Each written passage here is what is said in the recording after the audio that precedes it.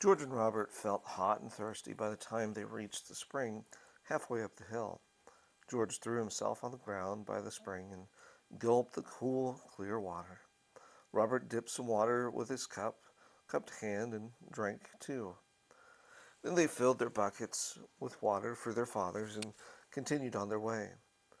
The path wound around through the brush, following a rail fence George should help Pa build to keep animals out of the fields. Like a true pioneer's son, George walked quietly, watching the ground for rattlesnakes and the bushes for any signs of danger. But Robert didn't seem to care. He tramped ahead, kicking sticks and making so much noise that he alarmed George. "Robert," George said, "hasn't your pa taught you to walk quietly? If any Indians are around, they sure they're sure to hear you coming." "Indians?" Robert's high voice squeaked. "My pa told me there ain't no danger from Indians any more. There ain't no need to be careful at all." "But there is danger, Robert. Pa says we can learn from the Indians to walk as quiet as a shadow in the grass. There'll be danger aplenty so long as this war continues and the English tell the Indians to—" "I won't listen about the war and the Injuns," Robert said. "It scares me, and Ma says it's bad for me to be scared. It makes me shiver and, and get sick, it does. Now, George, you quit scaring me." George looked at his pale, shivering friend and just shook his head. Robert's blue eyes were round with fright. In order to calm him, George walked ahead a few steps, parted the branches of a big bush, and pointed to a cardinal's nest. He had moved the branches so quietly that the little mother bird did not start or fly away. She chirped once and continued to sit on her nest of eggs. "See, Robert," George whispered. "She knows I won't hurt her." He brought the branches together again softly. The boys continued their hike, and George noticed that Robert walked a little quieter now. They came to the edge of the clearing and saw their fathers off in the distance, working like tiny toy men against a bright blue sky. They had hitched a team of oxen to a big stump, and the great beasts were pulling with all their strength, while the men pried from behind the stump with long iron tipped pikes. Then George's alert eyes caught a moment in the bushes to the left of the clearing. It had been a swift movement, hardly noticeable, and could have just been a small animal. But George had learned not to take chances. He walked a few more steps, but the movement in the bush did not happen again. Now he felt sure that something besides an animal hid behind that bush. The animal would have continued to move. George was too far from Pa to call him, and Pa had told him not to run when he suspected danger. So he decided to hide. George caught hold of Robert's arm and pulled him back into the bushes. He tried to show Robert how to hide. "What's the matter with you, George?" "I saw a strange movement in them bushes to the right, Robert. It might be Indians. So sit here and be still while I try to cover our tracks." "Indians?" "No, George, don't go. Don't leave me. The Indians will scalp me for sure." Robert began to cry and thrash at the bushes with his arms. Then he started to wail long, loud cries. Now George really did feel scared. "Hush, Robert, hush. If they hear us, we won't stand a chance." But Robert cried even louder. "Please, Robert, be quiet. If Indians are out there, they're sure to hear you. Be quiet." Robert stopped crying now, but he began to make loud hiccuping sounds. He was trying hard to obey George. The next thing George knew, Robert gave out a loud scream, and a dark hand pulled the boy out of the bush. Then a hand clamped over George's mouth, and he was roughly pulled through the bush, too. George tried to take a bite out of the hand that held him, but the Indian was too fast. He pulled his hand away and tied a strong leather strap across George's mouth before George could make a sound. George felt so scared he could hardly move, but Robert was thrashing and kicking, trying to wriggle away from the strong hands that held him. The Indian that had taken George let go and pointed to the path ahead, meaning George should follow it. George started walking. He saw no sense in trying to run from these big men, who could take care of him with just one arrow. But as soon as the Indian let go of Robert, the boy tried to run to the bushes. The Indian just picked him up lightly and carried the struggling boy under his arm.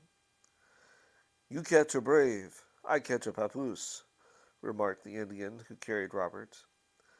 The Indian set Robert down again, and again he tried to run. But this time his legs gave out and he fell down. George thought Robert's legs looked like Ma's boiled noodles. Now the Indian got angry. He shouted at Robert and hit him on the side of his head. The other Indian poked the tip of his bow against George's back, steering him through the woods. George tried to remember what Pa had said. Don't cry. Don't scream. Act brave even if you're scared. George had never been more scared in his life. But following Pa's advice seemed to have helped him this far, so he knew he must continue to follow it. I wished they'd take this dirty strap from my mouth, George thought. Then I could tell Robert to be quiet and stop running. Besides, it tastes terrible. But Robert was beyond help by now. He hung limply under the Indian's arm, no longer squirming, but sighing and moaning. Then he came then they came near the clearing where the Boylan cabin stood. George heard his old dog Shep howl. It was the strange howl that he used only when he sensed the Indians were hiding nearby. Whenever the Boylans heard the howl, they would hurry out the back door of the cabin and slip through the garden to a strip of woods by a low cliff. There Pa had dug a cellar for them to hide in. George hoped Ma had gotten Zella, the baby, Mrs. Stewart, and her daughter Becky into the cellar. He didn't know what the Indians would do next. They rounded the bend in the path, and the Boylan cabin stood in full view. George watched, amazed, as at least a dozen Indians, red and white design painted on their faces, and yelling weird sounds, swarmed through the cabin and the yards. Then the Indians seemed to be dragging all the furniture out of the house. Fat, white, feather beds, bright quilts that Ma had worked so hard to make, the clock, pots and kettles, and more things than George could take in at one glance. Feathers from pillows and mattresses flew around the yard like snowflakes. George caught a last glance of gray smoke billowing from one of the cabin windows. Staggering along the path, with his house now out of sight and the Indian's bow still poking him in the back, George wondered how it was possible that flowers still bloomed along the path and birds sang as if nothing terrible had happened. Was it only half an hour ago that the day had seemed so bright and pretty? After what George guessed was another half an hour, the boys and their captors reached a clearing deep in the woods, where about 20 more Indians were gathered. George realized that this was the Indian camp. If only Pa had known about it. Now the Indians untied the straps that had gagged the boys' mouths, but tied their hands and feet. The Indians left the boys lying at the edge of the clearing and joined the other Indians. Robert wailed loudly. Be quiet, George said. Please be quiet. You're crying just going to kill us. Your crying's just going to get us in more trouble. Besides, our paws will probably come rescue us before midnight. But Robert didn't seem to hear. He just kept crying. And the Indians, who were now huddled together, seemed to be making some decision. They looked up often to glare angrily at Robert. It seemed to George that the Indians were talking all at once. They must be discussing what to do with us. The thought made him shiver. What if Pa didn't find them? Finally, the Indians left their huddle, and one came over and untied the boys. He grabbed them each by an arm and led them to a pony, lifting them to its back. The Indian tied the boys to the pony and then tied the reins of the pony to his own pony. The red and white designs painted on the warrior's face scared Robert so badly that he started crying again. The other Indians mounted their ponies and rode single file into the dark forest, the one warrior leading Robert and George behind. They had not ridden far when Robert's steady crying began to annoy George. Please be brave, Robert. Don't waste your strength crying. You may need it later if we get a chance to escape. I can't help it, George. I just can't help it. And these straps hurt my legs so bad. George looked down at Robert's legs and saw that the leather straps that tied them had cut into the flesh of his ankles, making them swell and bleed. He felt sure that the Indians would loosen the straps if they saw how they cut Robert's legs. Come to think of it, they were cutting his own legs too. He tried to guide their pony closer to the warrior who led them. Hey, you, he shouted. Hey, look at his legs. When the Indian turned around to look, George pointed to Robert's bruised ankles. Surely the Indian would take pity. The warrior only laughed. He called to the warrior in front of him, pointing to Robert's legs, and the second Indian laughed too. But George wouldn't give up so easily. He kept shouting and pointing to Robert's legs. Finally, the Indian at the head of the line called a halt. Then he turned his pony and came back to see what George was shouting about. George recognized him as the Indian who had first captured him. He pointed to his friend's ankles, now turned a purplish color. The Indians hardly glanced at Robert's legs. Instead, he grabbed hold of the straps that tied George's legs and began to loosen them. No, George cried, not mine, his. He reached to take the straps from the Indian's hands, but the Indians had already untied them. Then another warrior, tall and stern, came back to the boys and loosened the straps on Robert's legs. He didn't untie them completely. Now the boys rode more comfortably.